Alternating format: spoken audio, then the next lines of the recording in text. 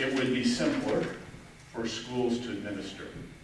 It would be significantly less expensive for the federal government because instead of paying the bank or the lender a premium to use their capital, we would loan money directly from the Treasury, and the profit, if you will, the interest would be paid back into the Treasury.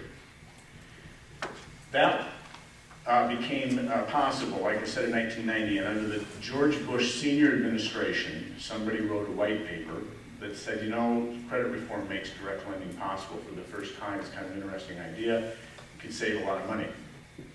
And that's when the germ of the idea was born. In 1992, we had legislation that enabled the first 104 colleges and universities in the United States to try and experiment, loaning money directly from the United States Treasury to students and not use student lenders.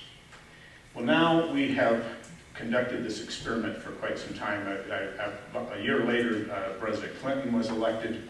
He was very excited about direct lending, not for the reasons that I've mentioned, but because of another provision that would make it easy for students to get loan forgiveness for doing public service, and that was real big. National service was real big in his administration. And so he really championed expanding the direct loan program. Well, now you fast forward to where we are to 2 years ago. With the collapse of the capital markets because of the subprime mortgage crisis that we've all heard about now in the recession, private capital became unavailable. Banks no longer had money to loan. So to keep the bank loan program working and running, the federal government said, we'll loan you, the banks, the money. You make the loan to the student, and then we'll buy that loan from you back right away to replenish your cash so you can make another loan. So right now in this country, virtually all of the loans in this country are formally, technically, direct loans. They're all held by the federal government, whether they're made by private lenders or whether they're made directly by the federal government. What is being debated and discussed, and the issue that you're being asked to take a position on, is that if we formally require all schools to move to direct lending and make loans directly from the United States Treasury, we will save about $80 billion a year. $80 billion over 10 years. The Congress has proposed to take those savings, and they will come at the expense of profits paid to lenders, and put that money back into federal financial aid programs, primarily in the form of Pell Grants for our lowest income students, which of course if we do a better job of making college affordable for them, that frees up institutional grant dollars that we award, and we can spread those dollars further up the food chain, so making college less expensive for far more students than just those that qualify for Pell. At the University of Nebraska, it's impossible to estimate how this would exactly affect us. I think conservatively speaking, I've done some math on it. Conservatively speaking, this would mean about $1 million a year, I think, to those 3,600 students that receive the federal Pell Grant program each year as undergraduates here at UNL. So that's kind of, in a nutshell, the issue is, do we want, the other thing I should mention is, the Congress is taking action to buy these loans from lenders and recapitalize them, if you will. That law was a one-year law, and it expires on June 30th.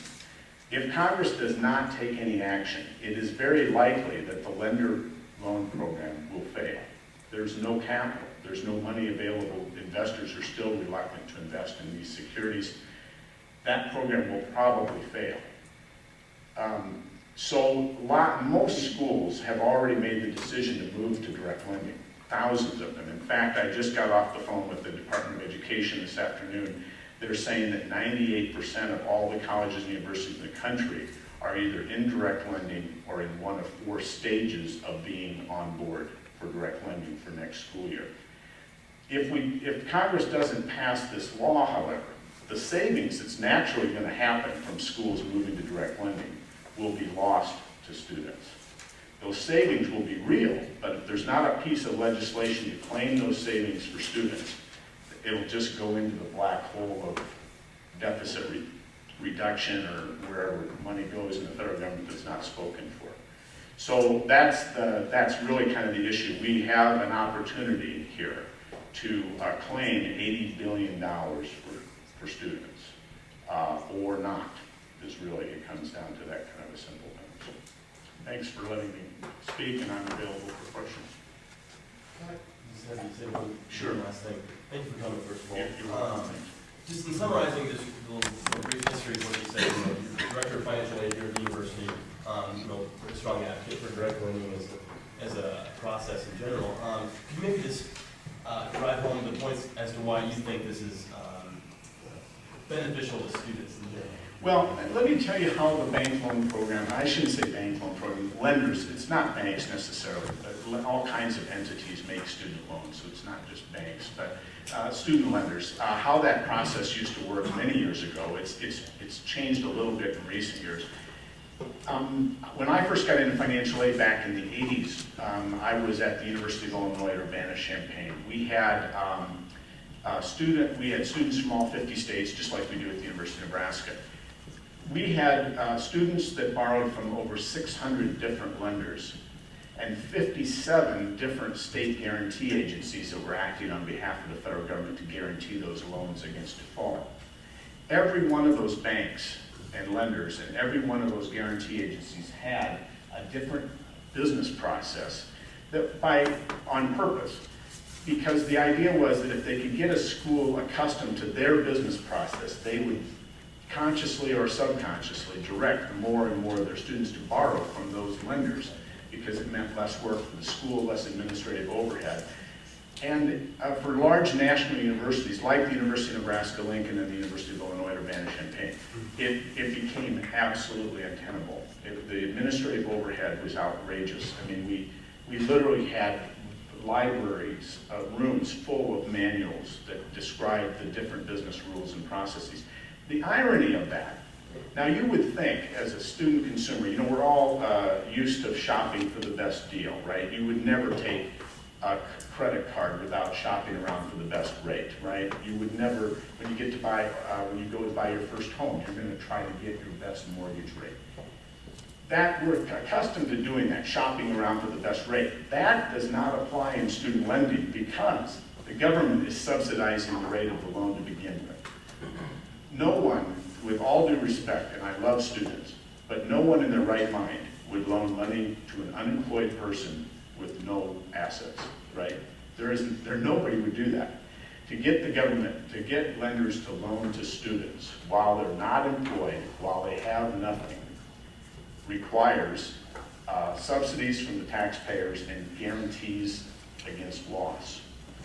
So there was all these different lenders, 600 different lenders. Nobody was shopping around for a better rate. The rate was universal, set by Congress, and still is today.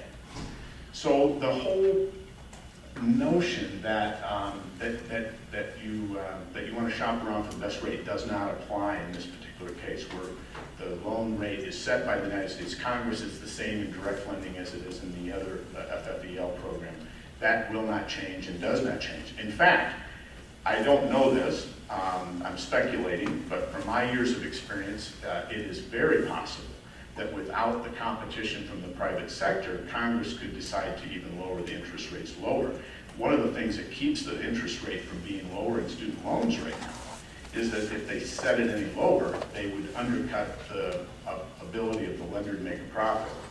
So that is actually probably keeping interest rates higher for students than if it was just a social program run by Congress and the U.S. Department of Education.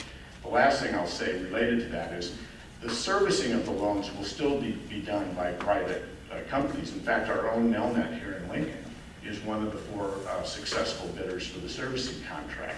So they will be doing a significant amount of servicing, and I think I just saw in the paper the other day that Mike Dunlop was quoted as saying they're adding 350 new jobs here in Lincoln, presumably in part because they won this federal contract in anticipation of this federal legislation passing. Any other questions? Senator Bush. A couple of questions just coming to mind. Out of all the other colleges, universities in Nebraska, Nebraska